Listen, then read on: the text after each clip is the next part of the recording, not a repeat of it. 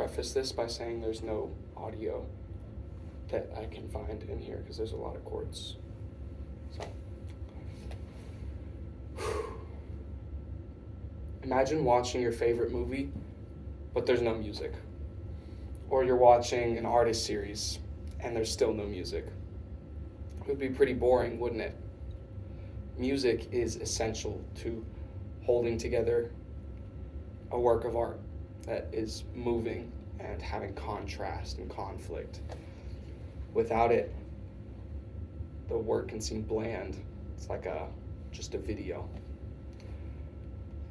Today I want to tell you about the music of Star Wars, how it's impacted me, and how its influence can be seen throughout all media, how you can see how music is influential in different spaces.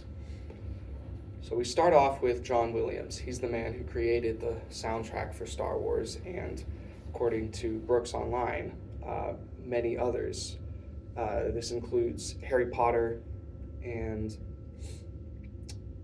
Indiana Jones, E.T., all of those movies that are on this list. In an interview with Stephen Au, he said that music is part of the colorful experience for an audience, and without it, they don't have that same experience. So I want to start you off with the beginning, as I call it.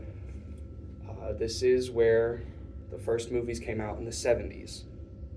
John Williams created multiple soundtracks for all of these movies, and this one is the most influential for me. This is the Binary Sunset theme. I'll let you listen to it. You can hear it. This solo builds further past what is going on in what I've played for you. Now, keep in mind this solo is important. It represents something. Solos typically do. This solo represents Luke Skywalker on the beginning of his journey in all of Star Wars. And there's also recurring motifs in these pieces and most of the pieces that John Williams writes. In fact, in a documentary back in 2001 called The Beginning, George Lucas said that his movies are like poetry, sort of. They rhyme. So the next movies I'm going to call continuation. These are the ones that came out in the 2000s. And this is Duel of the Fates. This is the first time in Star Wars that we see an operatic piece like this. It's got a lot of fear, but it's also storytelling. It tells you what's going on as the piece continues through. You can tell when they're fighting, when they have to take a stop. It gives you all of the keys that you need to understand and better enhance your experience with that scene in the movie. The next one I want to talk about is the Battle of the Heroes. This one is where two main characters from the prequels, Anakin and Obi-Wan, are fighting, and you can see all of this suspense and the conflict, who's going to win, who's going to lose. And also we have these recurring motifs. At the beginning, there was a little bit of operatic elements, same as Duel of the Fates.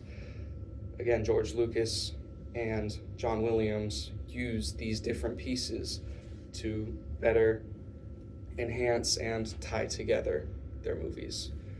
And now we can go on to the continuation. This is the continuation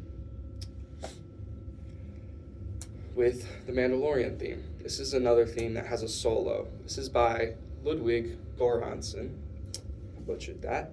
But he isn't John Williams. He's a new guy. But he created a piece for Star Wars that encapsulates this same feeling. It's able to convey emotion and give a story about a character. This one is about the Mandalorian, obviously. But this solo represents him going on his journey, just like the solo at the beginning represented Luke going on his journey. But hopefully today I've been able to help you guys understand how music is influential to understanding the whole of a piece of music, and hopefully you guys will be able to go out and understand music better in different contexts. So thank you.